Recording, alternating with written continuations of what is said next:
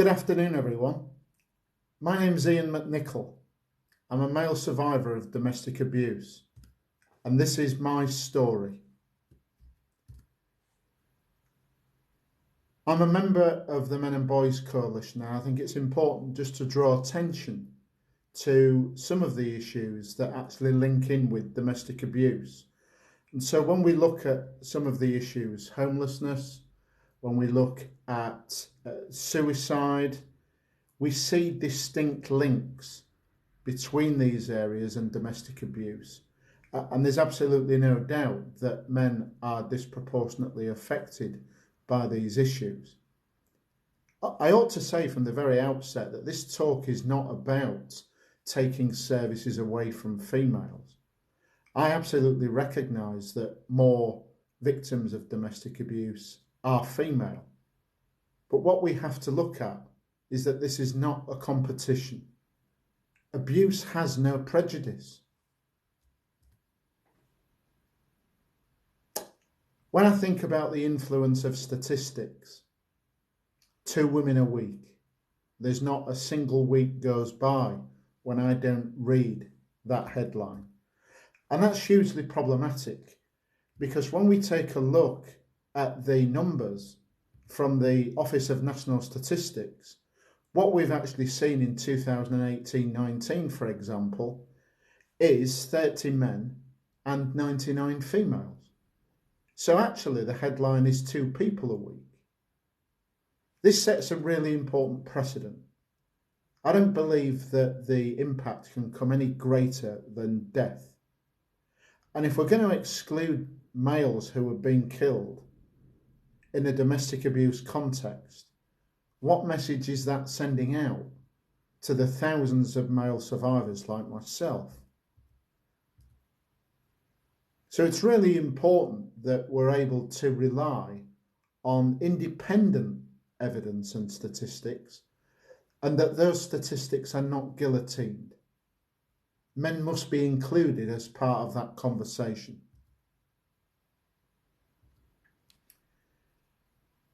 When we look at a homicide review, what we'll see here is a message that falls out of every homicide review. If only I'd said something. If only I'd done something. If only I had been professionally curious. If only I'd been personally curious.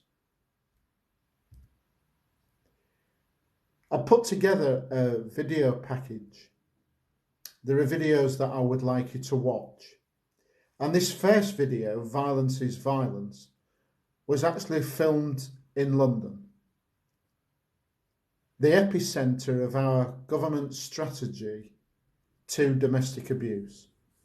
And of course, there's been some very deeply worrying statements issued from both the Harm Summit very recently and in terms of the 2 conversations that have taken place thus far on the review of the domestic abuse bill. So I'd make an appeal to you to watch this set of videos. There is a video from Sky News. What you have to ask yourself, I would suggest, is what message these clips, this research, is sending out. Not just to our neighbourhoods and communities, but to our wider society, and of course what influence they have upon the professional response. There's actually a very good example from Norfolk Police, who released a series of videos looking at coercive control, one of the many hidden aspects of domestic abuse. And what was really pleasing is that it actually portrays a male victim of coercive control. And again, I would appeal to you to watch the video and actually begin to think about, firstly, looking at the language. What would you see as coercive and controlling language? And then to look actually at the body language of both the male victim and the female victim. So perhaps watch that particular video 3 times. It's only a couple of minutes long. And I've also put together for you a video library. And there's a couple of interesting videos in there that I've not included in this specific presentation. But it takes you to some research which shines a light on what's called 20 Voices, the real lived experiences of men. And then you may well have seen the documentary put together by the very brave Alex Scale, that's had an enormous response on social media platforms, and of course from viewers who were able to watch this when it was played out on BBC One. And Alex's partner was actually the first female to be sentenced for coercive control. So part of this presentation is to destroy some myths. The fact that some people say that men are not impacted upon by coercive control. Well, if you hold that view, or if you've got an open mind, I would encourage you to watch that particular documentary and form an opinion on that lived experience. So at the very starting point, I think for me the challenge has always been acknowledging and respecting that there are two distinct views when it comes to domestic abuse. The big question, so the statement that domestic abuse is a gendered crime, and what we see where professionals adopt that strategy is a gender exclusive, a stereotypical approach. So it talks about female victims and male perpetrators. So of course we have to reflect on that. What do we want to achieve? And the aim seems to be we want to eradicate domestic abuse, completely erase it from our society. And I actually think that's giving people false hope and expectations. My personal view is I don't think we'll ever eradicate domestic abuse, but I think it's reasonable to get into a position where everybody is looking out for the people in our lives, and the professional response is based on a person-centred response that focuses on someone's level of risk and the scope of their needs. So if we just pause for a moment and we profile the typical person who reports to the police, they will be, when we look at numbers, white, female, and heterosexual. Now, I don't believe that that policy would ever make it to a draft agenda. It certainly wouldn't get out into a public domain as a formal policy. So how is it that if it's accepted we can't prioritise heterosexual victims, we can't prioritise white victims, why is it okay to prioritise female? And that's what's happening because of the language and the rhetoric that's been cascaded. And it's certainly ratcheted up since COVID-19, almost an exclusive approach on female victims and male perpetrators. And we have to ask what the impact of that is. Where does that fit in with the aims of this wider strategy of trying to eradicate domestic abuse?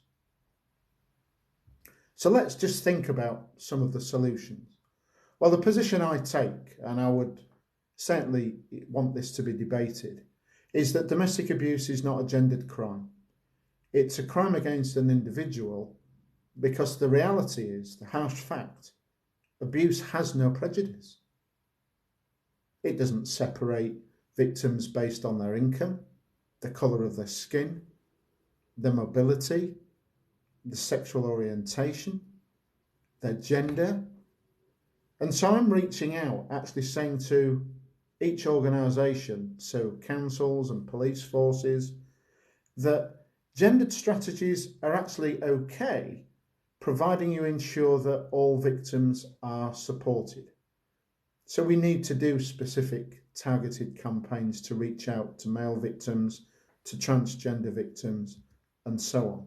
So what is happening in your local community? Gather the facts. Talk to your police forces, your GPs, A&E departments, housing departments of councils, employers. What's their level of awareness and understanding? So one example of a really inclusive communication here, the 3 items on the washing line, as you can see, and it's very, very clear that it's reaching out to both men and women, and of course children, who we must not forget, boys and girls in the houses right across Britain, who'll be experiencing or witnessing domestic abuse in their home. We then see an example of where communication went badly wrong. So this was in 2016 when there was a statistic shared that 1 in 5 women and 1 in 10 men will be victims of stalking. And what we saw from the Home Secretary is a poster advertising the fact that 1 in 5 women were victims, but there was no follow-up poster for male victims. And Priti Patel, the current Home Secretary, I believe has downplayed the experiences of male victims to date, marginalised them, and as a result created barriers that simply don't need to exist. So now we're going to just talk a little bit about the influence of these gendered strategies and what I would ask you to think about. What is the aim here, and do these strategies meet the aim? So we've got very clearly an ending violence against women and girls strategy, and those people that adopt that at face value literally then begin to evolve and walk into getting behind the White Ribbon campaign. Now the White Ribbon campaign is problematic, certainly where it's a headline strategy, because as I'm sure you're aware, but just for the avoidance of doubt, the White Ribbon campaign seeks to end male violence against women and girls. Well, that's problematic because it dilutes the ending violence against women and girls strategy. What that has now done is to marginalise females in same-sex relationships. And my honest opinion with that is because I think there's a concern with some professionals and in fact some difficulty in acknowledging that females are violent too. That's a statement of fact. To encourage our neighbourhoods and communities who play a vital role in reporting to the police, we've got Clare's Law. And again, that title is hugely problematic. It doesn't reach out to men, and certainly from the work I've done, if we run with the ending violence against women and girls narrative, then I want men and women to be looking out for the women in our neighbourhoods and communities, in our workplaces, and so on. And it's absolutely clear that men are just not participating. Only a very small number of men are making an inquiry on behalf of their current partner, and even less men are making inquiries on behalf of the women in their lives. So these strategies self-destruct. And then, of course, the Home Office wanted to learn the lessons from our adults. And you may recall that they ran a campaign called This Is Abuse, which was targeted at boys and girls aged 13 to 18. We could learn the lessons from our adults, but unfortunately those posters only depicted a boy as a perpetrator and a female, a girl, as a victim. So we're not learning the lessons from the messages that the adults are sharing, and that's truly shocking. If we're not learning from homicide reviews, then in effect we're just teeing up and waiting for the next homicide to take place. And I've got an image here which really shines a light on how one-dimensional this ending violence against women and girls strategy is, because it actually included the prevalence of violence against men and boys. I can't think of any other profession where you could use a statistic and take that prevalence to create a diluted headline, and there would be no professional responsibility or accountability taken. And so I would say from the very outset to the people who are getting behind the ending violence against women and girls strategy, just to apply the handbrake, please. Pause, look in your rear view mirror and ask yourself, what would you expect to happen if your dad or your brother or your son was a victim of domestic abuse? Would you look in the mirror and be proud if they didn't get the same support because you had got behind and in fact endorsed the ending violence against women and girls strategy? You would have reaped what you have sowed. But of course, what we do know in reality is that if that was somebody in a position of influence, they would completely jump off that particular ship and say, well, I know I said that I wanted to get behind the ending violence against women and girls, but I want this sorting. And I genuinely believe that is what would happen. So let's just take a view as to why my own position and my own experiences are important. While 1 in every 3 victims of domestic abuse are male, that's not in dispute. Almost 176,000 men reported to the police in 2019 that they were a victim of domestic abuse. That actually equates to 26%, or 1 in 4. And some people will say, well, you know, that's going to increase because of COVID-19. But it's important to recognise that 2019 wasn't a one-off, wasn't a spike. These statistics I've been gathering since 2012. And since 2012, it's remained consistent. The average of all of those years is 23%. So again, actually 1 in 4. As we saw in an earlier slide, we've seen the number of men and women killed in a domestic abuse context. And the reason why the 2 women a week is problematic is, firstly, it's just not accurate. But also what the organisations working with females are doing is they're only quoting the numbers of females killed by a partner or ex-partner. That is not the context of domestic abuse. And so if we really want people to sit up and take notice, we have to talk about the people, the men and women that are killed in a domestic abuse setting. So that includes parents killing their children, children, men and boys killing their partners, killing their parents, brothers and sisters. And we have to understand and explore why these organisations are so reluctant to actually include the full prevalence. What is the concern? Well, the position that I've taken is I think that the elephant in the room is that there is a professional concern. The laws are already there. The evidence is already there. And the 2 words that I learnt from the police in my own experience is that what they said to me is that, Ian, before this goes to court, we have to pass the evidence test and the public interest test. And that stayed with me because when we look at the evidence, it's there that men are victims.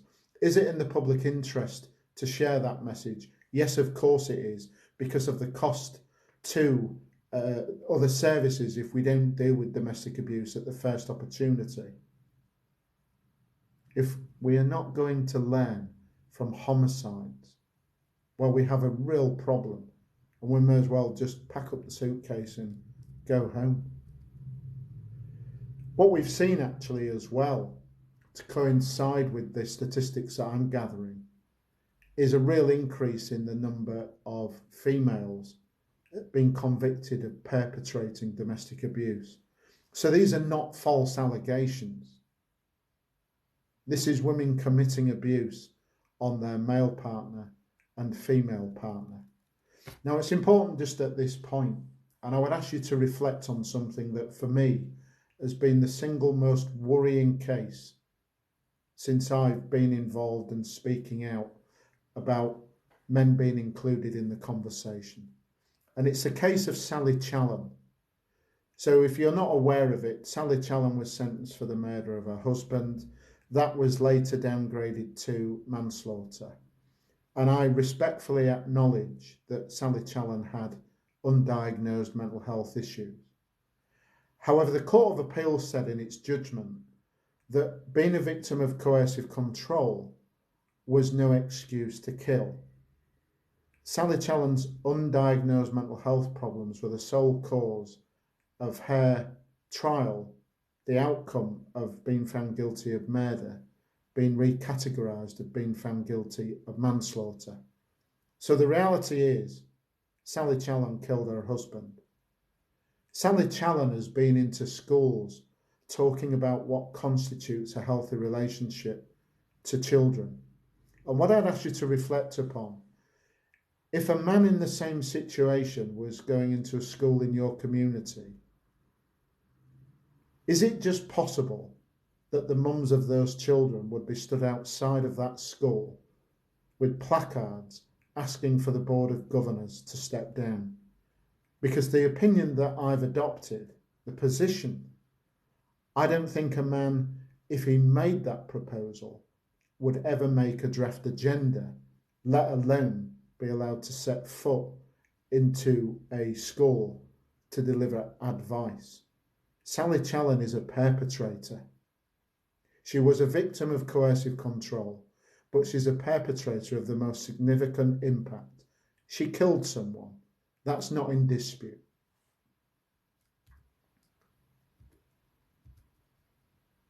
I just want to pause for a moment just to think about the impact of awareness.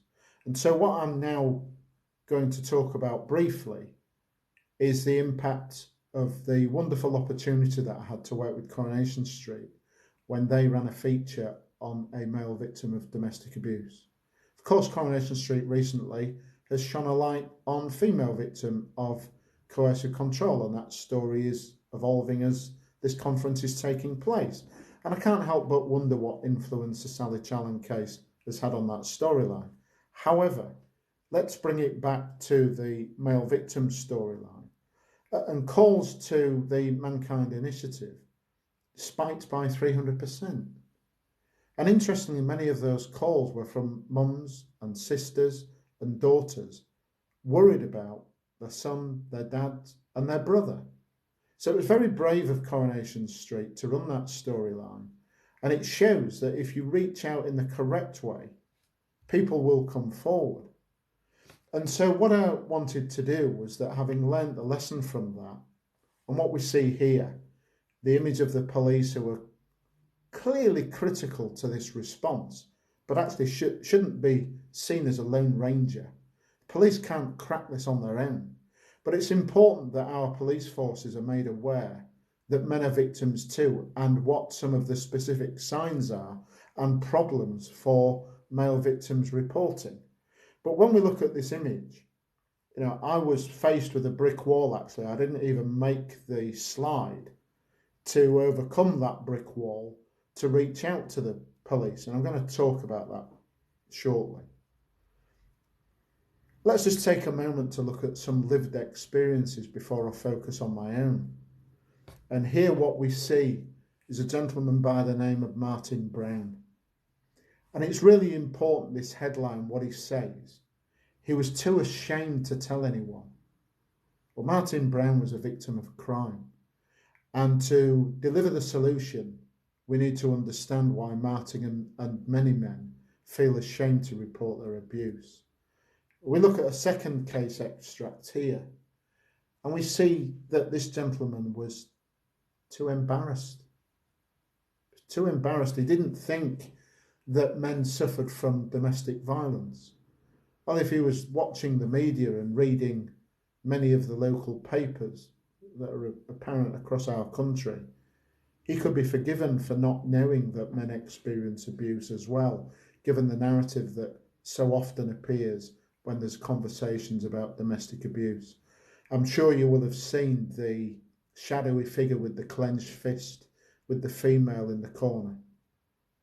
Of course, that's got to stop, but it's misleading because it's not accurate. So when I think about the impact of my own abuse, Michelle, my ex-partner, was found guilty of causing grievous bodily harm with intent and 4 counts of causing actual bodily harm. For me, Michelle's abuse, which took place over 14 months, undid 3 decades of lifestyle and career choices. So I was unmarked to being permanently scarred. I was able-bodied to registered disabled. I was a homeowner who became homeless. I was actually left in Salvation Army accommodation for 18 months, and that shines a light on the shocking lack of safe spaces for men. There aren't enough for females, but disproportionately, the standard of availability to male victims to flee to somewhere safe is just unacceptable in 2020. And then I was financially secure and driven to the verge of bankruptcy. And when we think about financial abuse, just as one aspect of this cocktail of abuse that I experienced, It took me 7 years after Michelle was sentenced just to clear my debts. So I was in a financial prison which compromised my daily living for 7 years. And in actual fact, Michelle was released from prison before I'd shaken off the financial shackles. So I just want to forewarn you, there's going to be some graphic images coming up. I will let you know when these images disappear. I don't want to cause any distress, but this is part of taking people into my world, the real world, for many victims. And what we see here are the leftovers from my home. And you can see a total mess, actually, a shambles.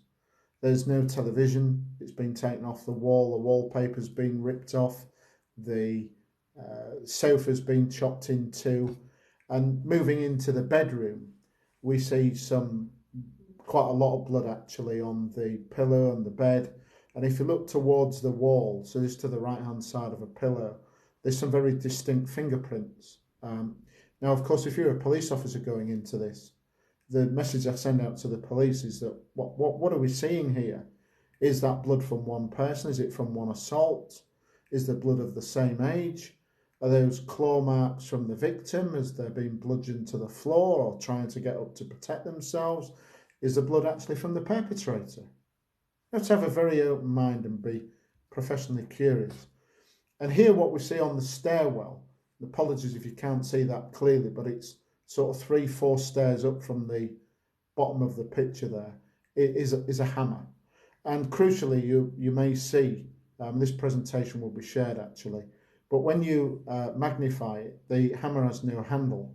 And of course that could have been a botched DIY job, but actually what it was, in one of the assaults, Michelle thrust the hammer into my skull. She fractured it. She slammed the hammer into my side and fractured 3 ribs, and then delivered the final assault with a hammer with such ferocity that the hammer broke, and I have a permanent indentation in my shoulder that hammer would perfectly fit into. What we now see is my hand, 6 weeks post-rescue. I'm very lucky to be speaking to you with this arm. Medics were considering amputation. Such was the ferocity of a beating. And then we see the image that's on my t-shirt. So as you can see here, I'm unrecognisable from this photograph. My life today is unrecognisable from the 14 months of abuse that I experienced. But what I now want to do is to drill into some of these components. So I've described my abuse as a psychological, emotional, physical, financial and sexual Olympics. And when we look at just the headline from each of those, the psychological impact was, for me, the only solution as contemplating and planning to take my own life, blowing out my own candle. So of course it's important to reflect, how did I get to that situation? Why didn't I leave? Well, when you believe that you are safer in your own home because you've been convinced that if you leave you would be killed by family members in organised crime, that's actually really an easy decision to feel safer in your own home. And then over time, of course, my challenge was to get through the morning without violence or abuse, then the afternoon and then the evening. Michelle's violence had no boundaries. That was futile because she had manipulated relationships that led to me being isolated, and having got isolation, Michelle had complete control, and actually that's when the first assault started. So I've also been diagnosed with post-traumatic stress, that's permanent. And of course, when I look at these policies that exclude men, it's not unreasonable to form the view that my experiences don't appear to count. Indeed, the experiences of every male victim has been silenced if we're going to have an ending violence against women and girls strategy. Of trauma-induced amnesia. When I think about the emotional impact, well, I was absolutely fearful even when I was rescued by the police that I was going to be killed. I was incredibly anxious, and I was conscious of my own image. Now, I don't believe that those emotions are gender specific. I don't think females just feel those emotions. I'm permanently scarred, so I've got a mark here on my arm where I was branded with an iron. I've had a new septum. I've got a scar here around my eye where a mobile phone was slammed into my cheeks, and I was hit with a Hoover pipe. It was actually the first assault. My head was whacked like a rounders bat hitting a rounders ball, splitting open the skin. I'd lost 25% of my body weight actually. The financial impact, I've talked about the longevity of that, but I'd gone from being financially secure to being debt ridden. And I want to talk about the aspects that I didn't initially report. They were actually almost a decade apart. There was so much violence that I had, in effect, wrapped the sexual abuse as something that took place between violence before the sexual abuse and afterwards. All of Michelle's behaviours were preceded by and followed up with violence. There was so much of it, I just didn't recognise it. So I'd taken part in some research called Forced to Penetrate. And if you Google that, you'll see a really insightful piece of research where men speak about the impact of being forced to penetrate. So I had taken part in that. It had triggered this relabeling, actually, of one particular aspect of the abuse I'd not recognised.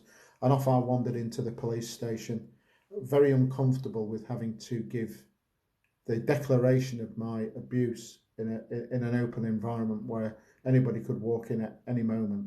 And so nervously looking at the door and speaking to the officer on the front desk, I asked if it would be possible to be taken somewhere more private, and was told by the officer I needed to give a little bit of detail. So I used the phrase from the research, I was forced to penetrate my female partner.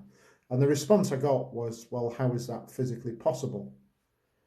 My response, and I apologise for the language, was if I didn't have a big pair of balls, I would walk right out of this room right now, and I would be one of the unreported people in this statistic. But I'm not doing so. So that was documented. PCSO came out to my house, and I followed up the reporting 3 weeks later, and I contacted the police with my unique crime number and case reference number. And the officer on the end of the phone, I said I was ringing for an update on a sexual abuse case, and you need to prepare yourselves for this. The officer's question to me was, can I just check if you're on the register? And I thought I knew what he meant, and I asked him to repeat it. He said, can I just confirm if you're on the sexual offenders register? And again, I apologise for my language, but I don't and would never apologise to him. I actually said to him, how fucking dare you? You've got my phone number on screen.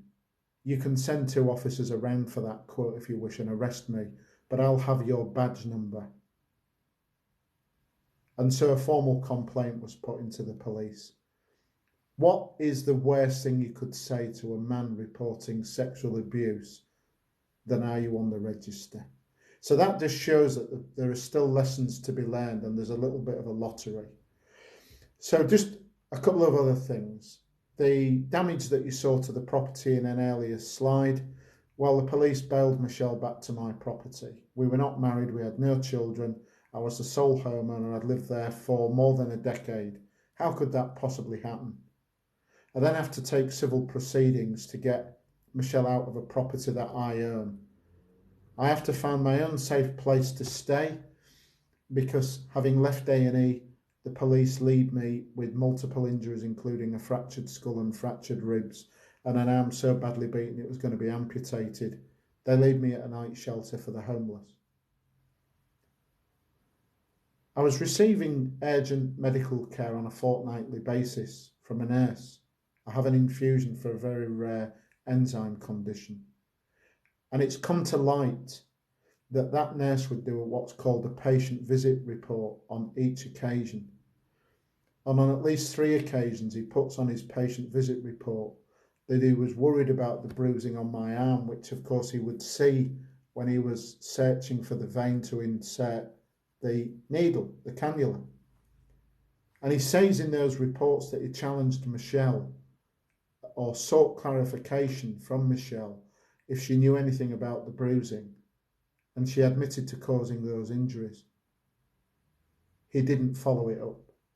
He didn't report it. And I know from the timings of those visits that had he done so, I would not have the branding mark here on my arm. I would not have the branding mark here on my arm from the iron. I would not have the burn marks on my chest from where Michelle stubbed cigarettes. His intervention caused me more trauma, more abuse. Has he been held accountable? I was prosecuted by Environmental Health for the damage that Michelle caused to the property. Having stayed in Salvation Army accommodation for 18 months and found my own accommodation, the same council that left me homeless then removed my anonymity from the electoral roll. There was a breach of data protection. They were found guilty of that by the Information Commissioner's Office. And so I had to take the council to court because they refused to accept responsibility. And we reached an out-of-court settlement. It was never about money. I gave that money away. It was about saying that as a man, I was entitled to the same safeguarding protocols to be applied as a female quite rightly receives that help and support. So I just want to talk about a couple of homicides very briefly. And again, we just see, I've referred in a previous slide to the documentary of Alex Skeel. So the hospital sent him home with cut wrists. The hospital was just not convenient for her to visit him. I mean, that's just astonishing. Why would you discharge the victim? Because the visiting hours and the location of the hospital was inconvenient to the perpetrator. Would that work if the genders were reversed? And if it did, what would the outcome be? And then we look at David Edwards. So there's a really interesting, I'm going to talk about this in detail. The homicide review actually makes some very, very interesting conclusions. And I'm just going to read to you, if I may, just a couple of things from the homicide review, and I'm happy to share this. The panel considered whether gender was in some way a modifying factor that obscured the judgment of the professionals that came into contact with David. These are the findings of the homicide review, it's not perception. David was a male victim of domestic violence and a homicide during a time when specialist support services for men were, and proportionately still are, fewer than services for women.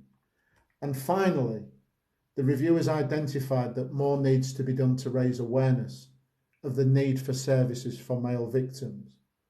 It would be beneficial to increase public awareness of domestic abuse against men, and this awareness and education for the public should be coupled with a whole system response.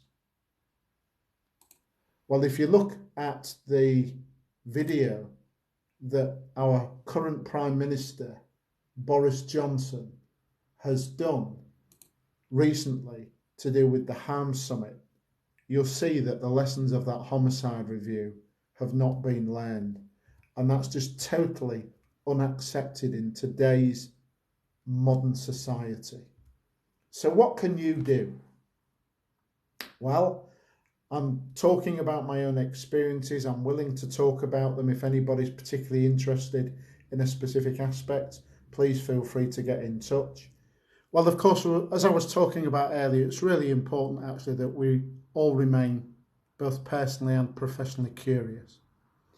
I would encourage you to write to your local MP, ask them if they are going to support the domestic abuse bill, particularly to ensure that men and boys are included in the conversation. You could also reach out to your local police force, triple check with them that they refer to the domestic violence disclosure scheme and not Clare's law, That means that everybody in our neighbourhoods and communities is looking out for everyone. Also approach your local council. How many dedicated spaces do your council have for a man on his own, or indeed with his children, a safe space that's designated for him? And also reach out to your council and ask them how many households or people have anonymity on the electoral roll. It's absolutely pointless introducing safeguarding measures if victims are going to relocate and their home address isn't going to be private where it's appropriate to do so. And if you encounter any barriers, of course, you can refer to the Freedom of Information legislation. So, of course, we go back to this challenge. Do we adopt a person-centred response, or do we continue with a gendered strategy that is clearly flawed and does not stand up to independent scrutiny? There's simply too many men that have had an experience that has hindered their journey, their migration from being a victim to being a survivor. I obviously know from my own personal experience how difficult that is, and certainly there were barriers in place that simply shouldn't be there and need to be taken down. The final thought, of course, is that if we proceed with this gendered approach, how are we possibly going to deal and make inroads into underreporting? So if we go back to that first headline message, let's end violence against women and girls, and just hold that thought that we achieve that, then what are we going to do when men and boys continue to report? Are we going to say, oh, we'll have to call it something different, it's not really domestic abuse? Or are we actually going to recognise when it's way too late, because there will have been more homicides, more men committing suicide, that actually the strategy was wrong because we've only dealt with part of the problem? So if you have any questions, obviously feel free to get in touch. My contact details will be shared. And keep safe and well, everybody. Thank you so much for your kind attention, for listening. I hope you found it useful. And if everybody, if their own levels of understanding is improved just from this 40 odd minutes of me talking, if everybody takes one action, then that for me is a success. So thank you very much again for your kind attention.